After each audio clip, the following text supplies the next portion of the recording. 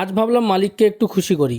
Hospital duty করে আসার পরেও মালিক যে আমার খাওয়ার জন্য দুমুঠো রান্না করে দেয়, তার জন্য আমি কৃতজ্ঞ। একটা সম্পর্ক তখনই ভালো হয় যখন দুজন দুজনের প্রতি 100% দেওয়ার চেষ্টা করব। একজন দেবে 30%, একজন দেবে 70%, এটা মোটেও নয়। দুজনেই কাজে ব্যস্ত, কিন্তু যেটুকু সাহায্য করার জন্য তার চেষ্টা করি। চেষ্টা করলে অপর দিকের মানুষটার কাছে পজিটিভ একটা এনার্জি পাওয়া যায়। এক্ষেত্রে আমার চেষ্টাটা তোমরা খুবই দেখতে পাচ্ছ, সেটা আমি জানি। মালিককে জিজ্ঞেস করলাম কিছু লাগবে, বলল অর্ডার দিতে হবে। অর্ডার দেওয়ার কিছুক্ষণ পরে দেখতে পাচ্ছ চলে এসছে। যা গরম পড়েছে, একটু আইসক্রিম না নিয়ে থাকতে পারলাম না।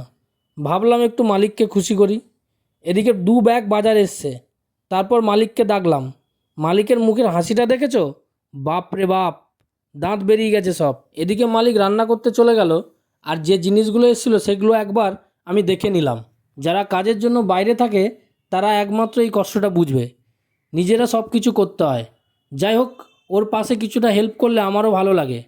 ও তো অনেকটাই করে নেয়, আমাকে কিছুই তেমন কিছু করতে দেয় না। কাজের জন্য দুজন বাইরে থাকলেও আমি চেষ্টা করি কাজের শেষে ওর কিছুটা হেল্প করার। এদিকে রান্না চলছে, আর নতুন আইসক্রিমটা দেখলাম। এই আইসক্রিম প্রথম অর্ডার দিয়েছি, আগে খাইনি।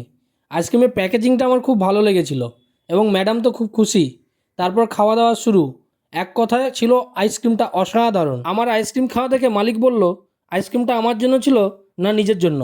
আমি কি উত্তর দেবো ভেবে পাচ্ছিলাম।